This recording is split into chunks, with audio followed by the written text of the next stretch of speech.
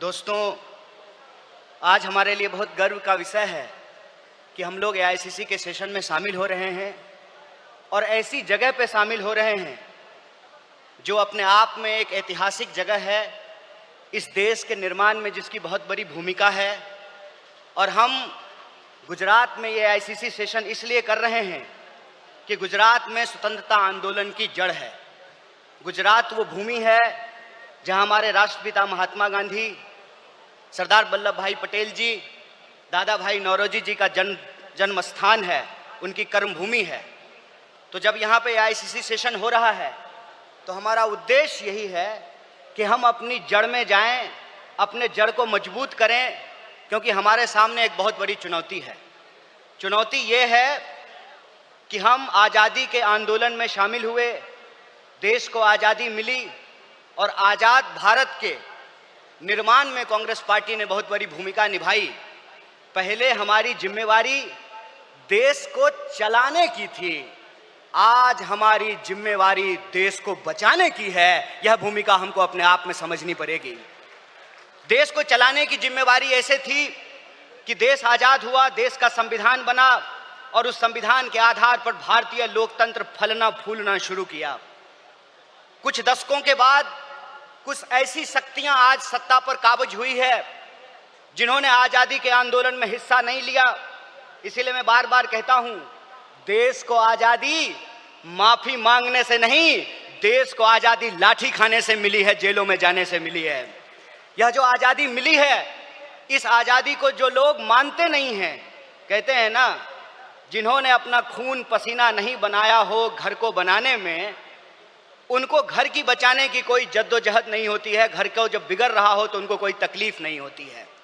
जो संविधान को बनाए हैं वही संविधान को बचाना चाहते हैं, जो आज़ादी दिलाए हैं वही आज़ादी को बचाना चाहते हैं, जो देश को बनाए हैं उन्हीं को देश को बचाना पड़ेगा। बताइए, कांग्रेस पार्टी का एक एक कार्यकर्ता जो देश की आज़ादी पर गर्व करता है, देश के स्वतंत्रता आंदोलन पर गर्व करता है, उस आज़ादी को बचाने के लिए आप संघर्ष करेंगे कि नहीं करेंगे?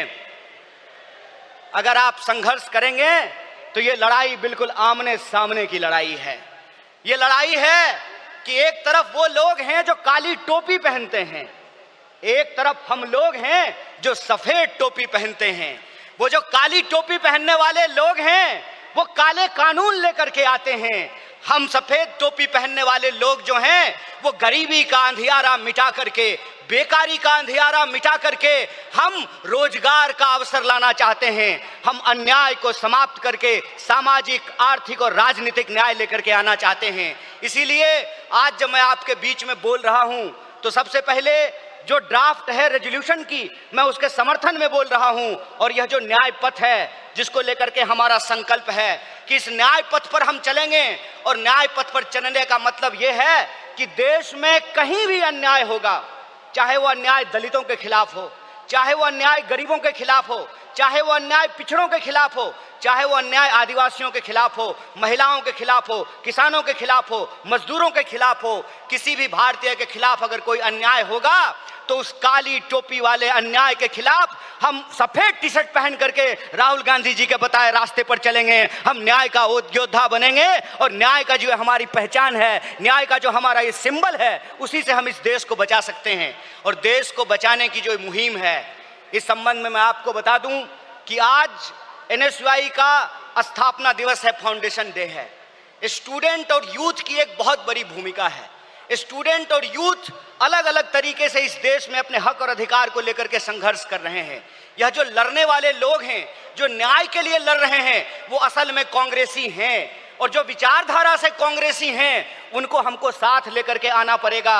और मैं कांग्रेस के एक एक कार्यकर्ता को धन्यवाद देना चाहता हूं कि आप इस दौर में कांग्रेसी हैं जब लोग गद्दारी कर रहे हैं, कांग्रेस पार्टी के साथ बेवफाई कर रहे हैं, चंद दौलत के लिए, चंद सिक्कों की खनक के लिए अपनी पार्टी से गद्दारी करके उस विचारधारा से समझौता कर रहे हैं, उस वक्त आप कांग्रेस का झंडा थाम करके खड़े हैं। आप सिर्फ कांग्रेस के कार्यकर्ता नहीं हैं, इस देश को बचाने वाले आप जो है सेनानी हैं। जो स्वतंत्रता आंदोलन इस देश को मिला है, स्वतंत्रता सेनानियों ने जो स्वतंत्रता हमको दिलाई है, उस स्वतंत्रता को बचाने वाले आप संविधान सेनानी हैं। इसीलिए मैं आप सबसे अपील करने के लिए आया हूं कि ये आमने सामने की लड़ाई है, ये विचारधारा की लड़ाई है। और इस दौर में हमको उस रास्ते पे नहीं जाना है जो आसान रास्ता है, जो लालच का रास्ता है, जो कुर्सी का रास्ता है। मैं कहता हूं कि इतिहास ने हमको मौका दिया है, कांग्रेस पार्टी ने हमको मौका दिया है, तो हम एमपी एमएलए बनने की कोशिश जरूर करें। लेकिन हम जिस दौर में रह रहे हैं, ये वो दौर है कि हमारे सामने एमपी एमएलए बनने के अलावे गांधी बनने का अवसर है, भगत सिंह बनने का अवसर है, सरदार वल्लभ भाई पटेल बनने का अवसर है, सुभाष चंद्र बोस बनने का अवसर है, एनी बेसेंट बनने का अवसर है, अंबेडकर बनने का अवसर है। इसीलिए मैं अपने कांग्रेस पार्टी के एक एक कार्यकर्ताओं को एआईसीसी के इस मंच से कहना चाहता हूं कि यह जो रेजोल्यूशन है, यह रेजोल्यूशन कागज पे लिखे हुए कोई शब्द नहीं है, यह संकल्प है। और उस संकल्प पे हम समर्पण के साथ चलेंगे, संघर्ष करेंगे, और संघर्ष करेंगे तो इस विपरीत परिस्थिति में हमारी जीत सुनिश्चित है। मैं देखता हूं कि कई बार कांग्रेस के कई कार्यकर्ता निराश हो जाते हैं, तो मैं उनको कहता हूं कि यह वक्त निराश होने का वक्त नहीं है, यह अपनी काबिलियत साबित करने का वक्त है, यह अपनी विचारधारा को साबित करने का वक्त है। और जावेद अख्तर ने बखूबी इस बात को लिखा है कि इस मुल्क में दो आवाजें हैं, इस मुल्क में दो आवाजें हैं। इस मुल्क में एक वो आवाज है जो दंगा कराना चाहता है, खून खराबा करना चाहता है, नफरत फैलाना चाहता है, और एक वो आवाज है जो मोहब्बत और न्याय की आवाज को बुलंद करना चाहता है। इसीलिए हम कहते हैं कि मुझे पामाल रस्तों का सफर अच्छा नहीं लगता, जिस दर जाते हैं लोग उधर जाना अच्छा नहीं लगता।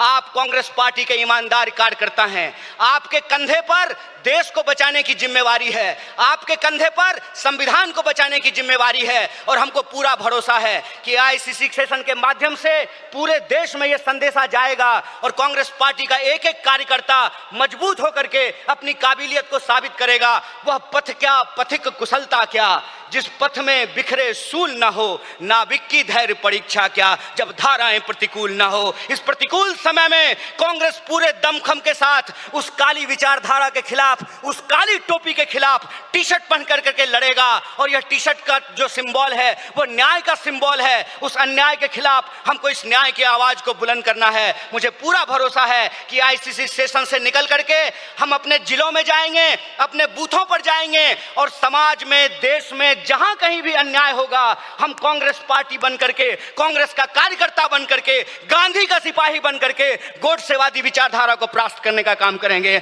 बहुत बहुत शुक्रिया, बहुत बहुत धन्यवाद। इनकलाब जिंदाबाद, जय हिंद, जय कांग्रेस। एक बार जोर से आवाज बुलंद कीजिए। यह आवाज साबरमती आश्रम से दिल्ली के तख्त तक पहुंचनी चाहिए। जय हिंद, जय हिंद, जय कांग्रेस।